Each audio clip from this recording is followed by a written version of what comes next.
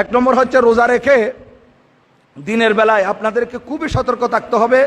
উজু করার সময় গড়গড়া করে উজু করা যাবে না। রোজা রেখে একেবারে ভালো করে নাকে পানি দেওয়া যাবে না।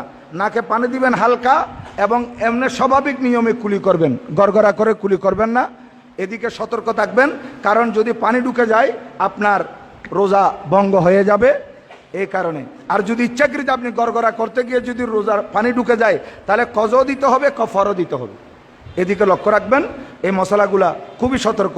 এবং অনেকের মুখের বাইরে নয়, মুখের ভিতরে ক্ষত আছে বা ঘা হয়েছে, এই জন্য রোজা রেখে দিনের বেলা আপনি ওষুধ ব্যবহার করতে পারবেন না। এদিকে লক্ষ্য রাখবেন। আর এখানে কিছু মশলা আছে যেগুলা বিতর্কিত মশলা, যেগুলা নিয়ে ইখতিলাফ আছে। আমি আমাদের মতগুলো আপনাদের খেদমতে বলে দিব, যেহেতু আমরা আহলে সুন্নাত ওয়াল জামাতের অনুসারী। আমাদের মুফতিগণ যেই ফতোয়া দিয়েছেন সেটি আমি আপনাদের খেদমতে উপস্থাপন করব। রোজা রাখা অবস্থায় ইনজেকশন নেওয়া যাবে না। রোজা রাখা অবস্থায় অক্সিজেন নেওয়া যাবে না। রোজা রাখা অবস্থায় ইনহেলার বা ইনসুলিন নেওয়া যাবে না। এটা হচ্ছে আমাদের মুফতিগণের ফতোয়া।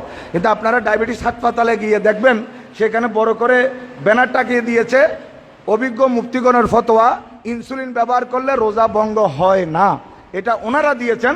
কিন্তু আমরা আমাদের যে মুফতিগণ আছে ওনাদের ফতোয়া হচ্ছে রোজার মূল থিওরি হচ্ছে কোনো কিছু প্রবেশ করা যাবে না। প্রবেশ করলে রোজা ভাঙবে, বাইর হলে রোজা ভাঙবে না। এটা হচ্ছে মূল থিওরি।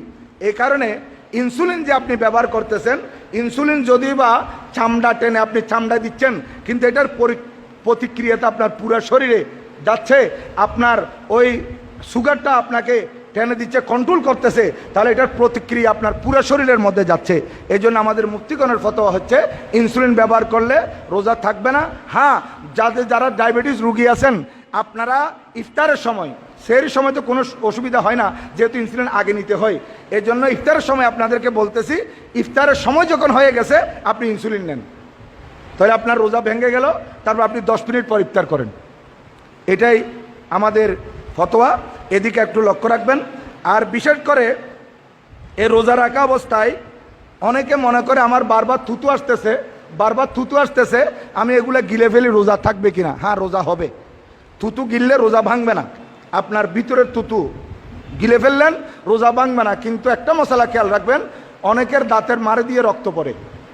থুতুর সাথে যদি রক্ত মিশে যায়, রক্তর পরিমাণ যদি থুতু থেকে বেশি হয়, এগুলো গিললে কিন্তু রোজা ভেঙে যাবে। মশলা আশা করি পরিষ্কার হয়ে গেছে। থুতু গিললে রোজা ভাঙবে না, কিন্তু ভিতরে যদি কোনো কারো দাঁতের মাড়ি থেকে রক্ত পড়ে, রক্ত থুতুর সাথে মিশে যায়, এই থুতুর সাথে মিশে যাওয়া রক্ত যদি রক্তের পরিমাণ বেশি হয়, এটা গিললে রোজা ভেঙে যাবে, এটা ফেলে দিতে হবে আপনাকে। আর বিশেষ করে রোজা রাখা অবস্থায় দিনের বেলায় রোজা রেখে মহিলারা তরকারির স্বাদ নিতে পারবে কিনা? হ্যাঁ, এটা শরীয়তের মশলা হচ্ছে, স্বামী যদি গরম মেজাজের হয়, একটু রাগী হয়, লবণ এদিক সেদিক হলে, মরিচ এদিক সেদিক হলে, স্ত্রীকে গালমন্দ করে বকাবকি করে মারধর করতে চায়, এ ধরনের যদি হয়, শরীয়তের পক্ষ থেকে রুখসত দেওয়া হয়েছে, ওই মহিলা হালকাভাবে জিহ্বার মধ্যে লাগিয়ে টেস্ট করতে পারবে, হালকাভাবে।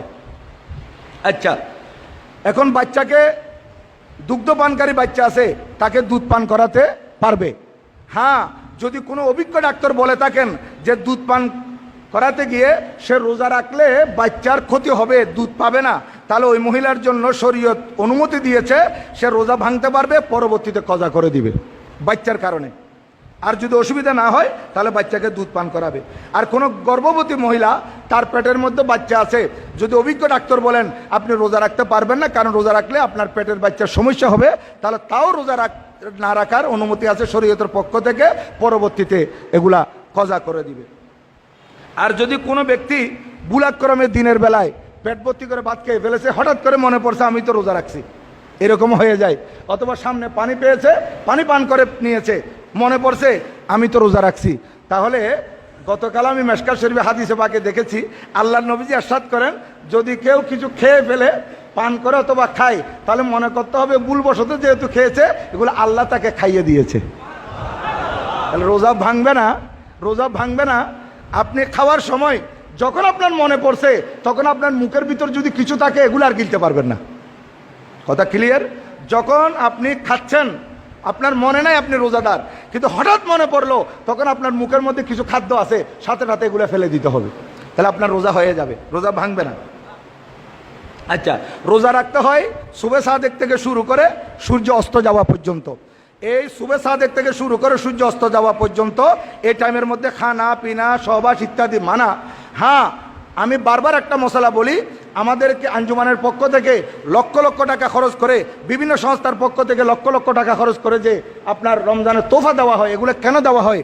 এটা একমাত্র সেহরির শেষ সময়ের জন্য, কারণ ইফতারের জন্য এগুলো লাগে না। ইফতারের জন্য তো আজান হলে ইফতার করে বা সাইলেন্ট হলে ইফতার করে, কিন্তু রোজা সেহরির শেষ সময়ের জন্য এটা দেওয়া হয়।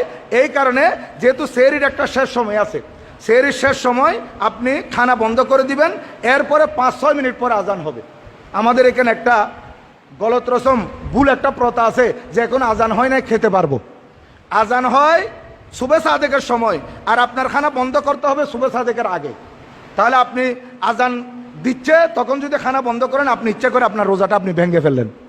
এজন্য এখন তো গড়ি আছে, মোবাইলে গড়ি আছে, সেহরির শেষ সময় যেটা আছে এটা দেখবেন, এটা দেখে মাত্র খানা বন্ধ করে দিবেন, আজানের অপেক্ষা করবেন না, কারণ আজান সুবে সাদেকে দেওয়া হয়। আর কোনো মুয়াজ্জিন মানুষের রোজার খানা বন্ধ করার জন্য, সেহরির খানা বন্ধ করার জন্য সুবে সাদেকের আগে যদি আজান দিয়ে দেয়, এটা ফজরের আজান কিন্তু হবে না, এটা ফজরের আজান হবে না। এটা খেয়াল রাখতে হবে। আজান হয় সুবে সাদেকের পরে, আর সুবে সাদেকের আগে খানা বন্ধ করে দিবেন। এটা সবার কাছে প্রচার করবেন, সোয়াব পাবেন। এটা আমার হুজুর কেবলা রহমতুল্লাহ আলাইহি এক বছর আমি শুনছি, এখানে ছিলেন, তখন উনি বলেছেন বাঙ্গাল কোলমা ফজরকে আজান পর বহু জুলম করতে হয়। এখানে তাড়াতাড়ি ফজর আজান দিয়ে দেয়, তাড়াতাড়ি খানা বন্ধ করবে, নয় সুবে কাজেবের মধ্যে আজান দিলে ফজর আজান হবে না, সুবে সাদেকের মধ্যে আজান দিতে হবে ফজরের, আর সুবে সাদেকের আগে খানা বন্ধ করতে হবে। আর একটি গুরুত্বপূর্ণ মশলা, এখন যেহেতু চিকিৎসা বিজ্ঞান উন্নত হচ্ছে, আমাদের মা বোনেরা পিরিয়ড বন্ধ করার জন্য ওষুধ ব্যবহার করে, ওষুধ খেয়ে তারপর রোজা রাখে। এটা শরীয়ত আপনাকে বলে নাই, কারণ এটা ওষুধ, প্রত্যেকটা ওষুধের মধ্যে পার্শ্বক্রিয়া আছে, এজন্য সাইড এফেক্ট আছে। তাই আপনি আল্লাহর পক্ষ থেকে যেটা হুকুম আপনাকে দেওয়া হয়েছে, শরীয়তের বিধান দেওয়া হয়েছে, যতদিন আপনার ঋতুস্রাব হবে ততদিন আপনি রোজা রাখবেন না, পরবর্তীতে এগুলো কজা দেওয়ার সুযোগ আছে। তা আপনি মাহে রমজানুল মুবারক ইচ্ছা করে আপনি দাওয়া খেয়ে, ওষুধ খেয়ে নিজের শরীরের উপর কেন জুলুম করবেন? হ্যাঁ, যদি কোনো মহিলা ওষুধ খেয়ে এটা বন্ধ করে রোজা রাখে, রোজা কিন্তু হয়ে যাবে, রোজা হয়ে যাবে, কিন্তু শরীরের উপর একটা জুলুম করতেছে, এটা শরীয়তের পক্ষ থেকে অনুমতি নাই। আশা করি বুঝেছেন। এই মশলাগুলো আপনারা একটু মেহরবানি করে খেয়াল রাখবেন। আল্লাহ পাক আমাদেরকে আমল করার তৌফিক দান করুন, আমিন।